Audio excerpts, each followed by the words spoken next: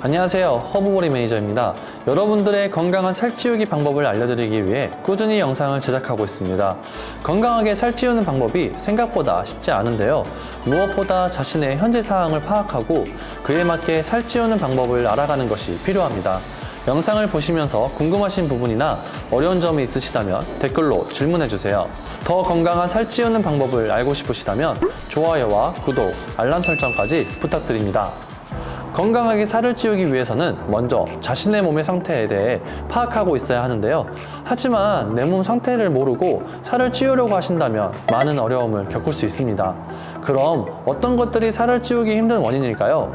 그 원인을 먼저 알려드리겠습니다. 첫 번째, 장 흡수력 저하. 두 번째, 소화기 문제. 세 번째, 식습관 불규칙. 네 번째, 예민함과 스트레스. 다섯 번째, 대사항진. 여섯 번째, 병적인 원인 등등이 있습니다. 이와 같은 문제들로 많은 분들께서 고민과 걱정을 하고 계시는데요. 오늘은 6가지의 원인으로 실제 고민을 하고 계시는 분들께서 댓글로 질문해 주신 내용을 토대로 솔루션을 제시하겠습니다. 먼저 첫 번째 내용의 질문입니다. 살을 찌우기 위해서 큰 노력을 하고 있습니다. 건강한 식품과 운동을 병행하면서 찌우고 있지만 우유나 유제품을 먹으면 설사를 많이 합니다. 이럴 때는 어떻게 해야 할까요? 라는 질문입니다. 먼저 유제품과 우유를 통해 많은 설사를 유발한다고 하는 원인은 장의 흡수력이 저하되는 것을 의심해 봐야 합니다. 장은 대부분의 영양소를 소장해서 흡수되고 대장에서는 수용성 비타민이나 일부 전해질 그리고 대부분 수분이 흡수됩니다.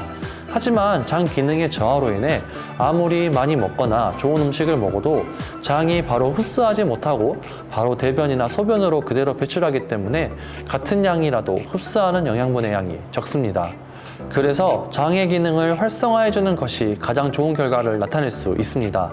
그럼 여러분들도 장의 기능이 저하되었는지 잘 모르실 것 같아 몇 가지 나타나는 증상을 알려드리겠습니다.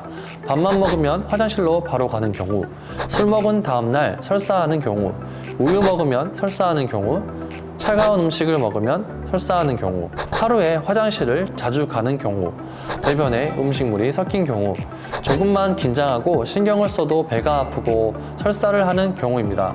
이 원인들이 여러분들도 나타난다면 장의 건강을 의심해 봐야 합니다. 장의 흡수력에 대해 문제가 파악되었다면 어떻게 해결해야 할까요? 그건 바로 장의 흡수력을 도와주는 음식을 섭취하는 것입니다. 장 흡수력을 높이는 데 도움을 주는 것은 바로 살아있는 생균, 프로바이오틱스 유산균입니다. 프로바이오틱스 유산균은 장내의 유익균을 늘리고 유해균을 억제해 장에 쌓인 각종 노폐물과 독소를 배출하는 데 큰 도움을 줍니다. 또한 장내 환경을 개선할 뿐만 아니라 장의 운동성도 높여 배변 활동도 원활하게 만들어줍니다. 장 건강을 개선하는 데 도움을 주는 알로에베라도 있습니다. 알로에베라의 껍질 안쪽에 겔 부분을 섭취하면 만성 변비나 잦은 설사 같은 장 질환이 개선돼 장 건강에 도움을 줍니다. 같은 양의 음식을 섭취하더라도 장 흡수력이 높다면 살찌는 데 도움이 될 것입니다. 또한 장에 좋은 음식은 주로 매실, 양배추, 감자, 감, 생강, 마늘 등을 자주 먹어주는 것이 좋습니다. 매실의 경우 해독작용을 하는 카테킨이 함유되어 있어 유해균 번식을 막아주고 독성물질을 분해해 장을 튼튼하게 해줍니다. 그리고 생강은 조선시대 왕 중 가장 장수한 용조가 차로 즐겨 마신 것으로 알려져 있고 구토를 멈추게 하고 위를 활성화해 소화 흡수에 도움을 줄 뿐만 아니라 디아스타제라는 단백질 분해 요소가 함유되어 있어 장 운동 촉진에 도움을 줍니다. 다음은 장 흡수력 저하에 대한 좋은 습관입니다. 시간이 날 때마다 크런치, 잇몸 일으키기 등 복근 운동을 자주 해주면 좋습니다. 이 운동을 하게 되면 내장 기능을 향상시켜 소화 기능 또는 영양분 흡수에 도움을 줍니다. 그리고 차가운 음식, 밀가루 종류의 음식, 카페인이 함유되거나 기름진 음식은 피하시거나 적게 먹어야 합니다. 우리가 흔히 먹는 커피에는 카페인이 들어있는데 이는 위산의 분비를 촉진하는 역할을 합니다. 빈속에 커피를 마셔서 속이 쓰린 경험이 있으실 겁니다. 이는 카페인이 위산을 분비시켜 위 점막에 무리를 주게 돼 속이 쓰리게 됩니다.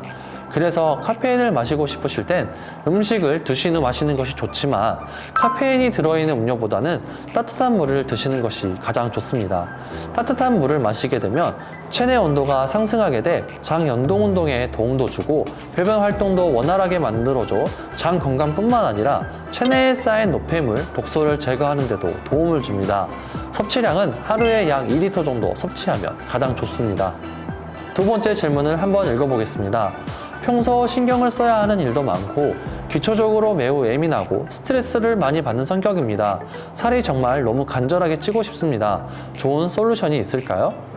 선천적으로 예민해 스트레스를 자주 받는다면 식욕이 현저히 저하되고 심한 피로감을 느끼며 일의 능률이 저하되고 수면 욕구가 증가하게 됩니다.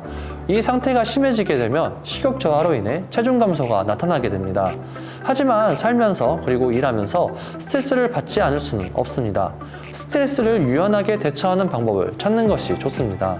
그럼 스트레스를 어떻게 해소해야 할까요? 먼저 생각을 한번 정리하는 시간으로 명상을 해보시는 것을 추천합니다.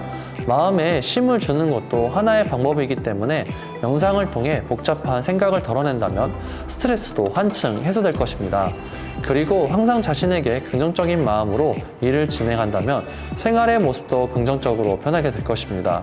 무엇보다 가장 중요한 것은 본인이 어떠한 것에 스트레스를 받고 있는지 원인을 파악하고 그 원인을 타파하는 스트레스 해소법을 찾아간다면 더욱 몸과 마음이 건강해질 것입니다. 세 번째 질문 사항입니다. 평소 3교대 근무를 해서 식사도 자주 거르고 수면 시간도 많이 불규칙한 편입니다. 그러다 보니 살도 자주 빠지는 것 같습니다. 어떻게 해야 할까요? 이 사연의 원인은 불규칙한 식습관입니다. 요즘 현대인들이 많이 느끼는 점 중 하나가 식사도 하기 힘들 정도로 아주 바쁘고 무엇보다 수면의 시간이 너무 일정하지 않기 때문에 수면 패턴으로 인해 몸에도 안 좋은 영향을 주게 됩니다. 특히나 즉석식이나 가공식품을 섭취하는 식습관은 균형 잡힌 식생활을 유지하기 어려운 식단입니다. 또한 인터넷이나 다른 이야기를 와전해 잘못된 정보의 식습관을 듣고 시도해 보다 보니 오히려 건강을 망치고 살도 잘 안 찌게 되어 포기하게 되는 경우도 생기게 됩니다. 그렇다면 어떻게 해야 좋은 식습관을 가지게 될까요? 먼저 일정한 패턴으로 숙면을 하는 게 가장 중요합니다. 하루 8시간을 꾸준히 유지한다면 몸의 바이오리듬이 일정하게 맞춰져 일상을 더욱 활기차게 보내게 됩니다. 두 번째로는 새끼 식사를 균형에 맞춰 일정한 식단을 만드는 방법입니다. 식사의 탄수화물, 단백질, 지방 등등 균형 있는 식단을 만드는 것이 가장 중요합니다. 식사와 식사 사이에 간식을 먹는 것도 추천드립니다. 간식으로는 고구마, 달걀, 감자를 추천해드리지만 섭취가 불편하시다면 고구마 말랭이도 추천해드립니다. 부득이하게 식사나 간식을 섭취 못하는 경우가 있다면 한 끼 식사를 대용할 수 있는 체중 조절용 조제식품을 먹는 것이 도움이 됩니다. 체중 조절용 조제식품이란 체중 조절이 필요한 사람들을 위해 식사의 일부나 전부를 대신할 수 있도록 비타민이나 무기질 등 필요한 영양소를 첨가하고 열량을 조정한 것으로 1회 섭취 시 열량이 200칼로리에서 400칼로리가 돼야 하며 비타민 A, B1, B2, B6, C, E, 나이아신, 엽산 등은 영양소 기준치의 25% 이상을, 단백질, 칼슘, 철, 아연은 영양소 기준치의 10% 이상이 되도록 제조한 식품을 말합니다.